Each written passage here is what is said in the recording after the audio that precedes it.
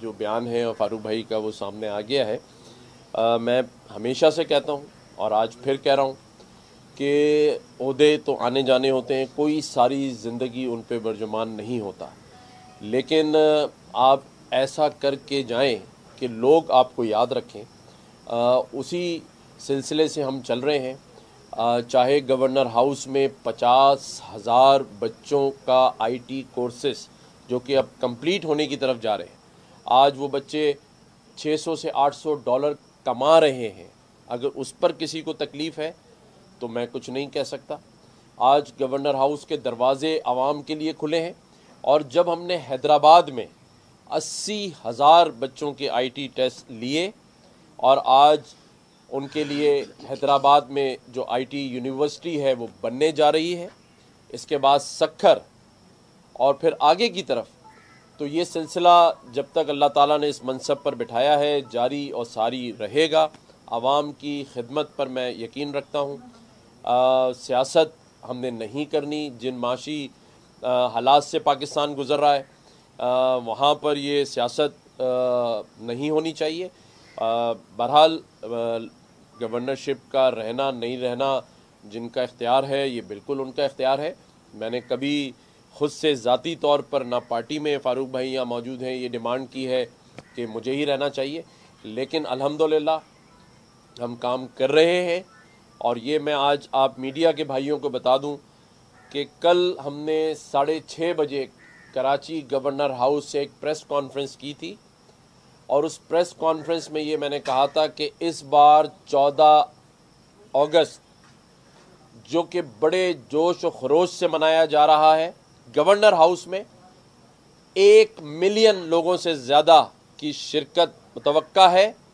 आतिफ असलम जो कि पाकिस्तान का एक बड़ा नाम है, वो आवाम के लिए परफॉर्म करेंगे। पहली बार गवर्नर हाउस के दरवाजे आवाम के लिए खुले होंगे, और ये कराची नहीं पूरे सिंध की आवाम, और वो ये समझ चुके हैं कि कोई एक अवामी गवर्नर उनके लिए है, जो आतिफ असलम जो कि हमारे यहाँ एक मशहूर है कि एलीट क्लास ही उनको सुन सकती थी, लेकिन आवाम के लिए पहली बार गवर्नर सिंध के दरवाजे खुले हैं।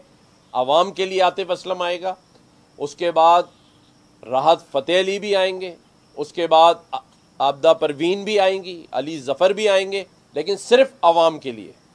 और ये सिलसिला जिस तरह आईटी का जारी व सारी है, राशन डिस्ट्रीब्यूशन जारी व सारी है, मोटर बाइक्स का देना जारी व सारी है, फ्री लैपटॉप्स की तकसीम जारी व सारी है, रमज़ान में दरवाजे खुले और जारी व सारी हैं। ये मैं नहीं कह सकता कि अगर आवाम के दरमियान और जो गवर्नर हाउस की दीवारों को हमने तोड़ के, जिसका मैं हमेशा कहता हूं कि ये दावा किसी और का था, उस दावे को हमने जो वादा नहीं किया उसकी तकमील करके दिखाई है।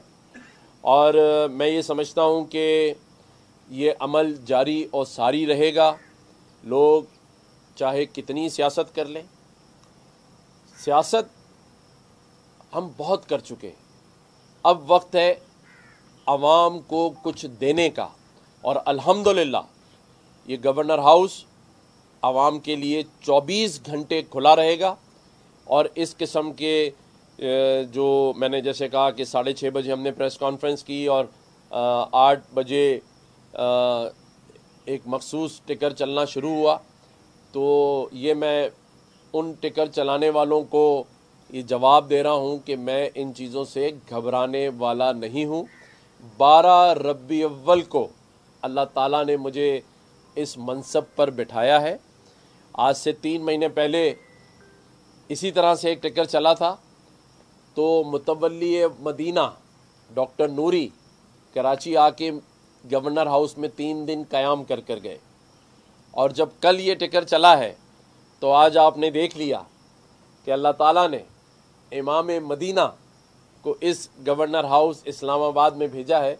तो समझने वालों के लिए इशारा काफ़ी है।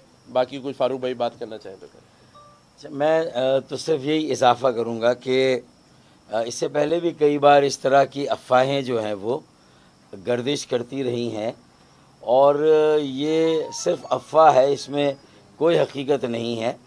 ایسی کسی سوچ سے متعلق ہمارے ساتھ جو ارباب اختیار ہیں، کسی نے کوئی نہ مشورہ کیا ہے نہ اپنی سوچ کو ہمارے ساتھ شیئر کیا ہے، تو یہ پہلے بھی ایسا ہوتا رہا ہے۔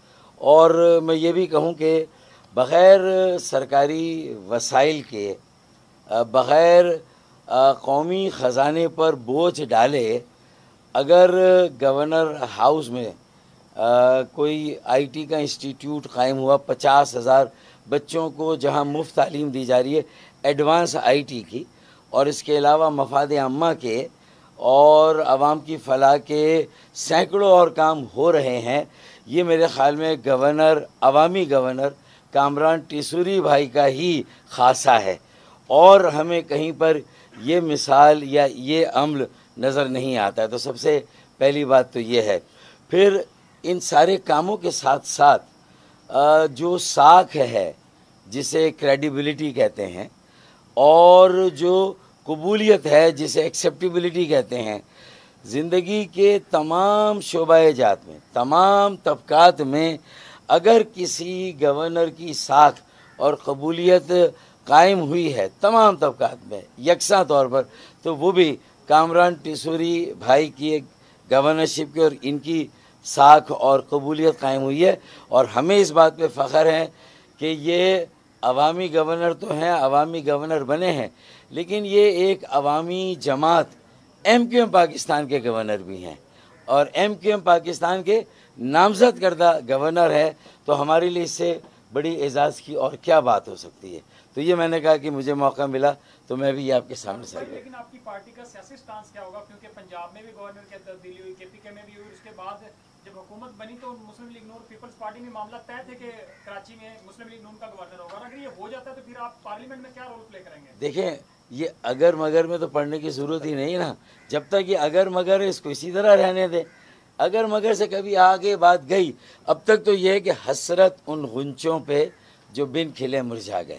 نہیں انشاءاللہ تعالیٰ جب تک وزیر اعظم پاکستان شہباز شریف صاحب کا، آصف علی زرداری صاحب جو صدر مملکت ہیں، اور ڈاکٹر خالد مقبول صدیقی بھائی کا اعتماد ہے، تو میں انشاءاللہ تعالیٰ ان کے اعتماد پہ پورا اترتے ہوئے، جیسے فاروق بھائی نے کہا، عوامی خدمت کا کام کرتا رہوں گا۔ باقی اللہ مالک ہے انشاءاللہ۔ شکریہ جی آپ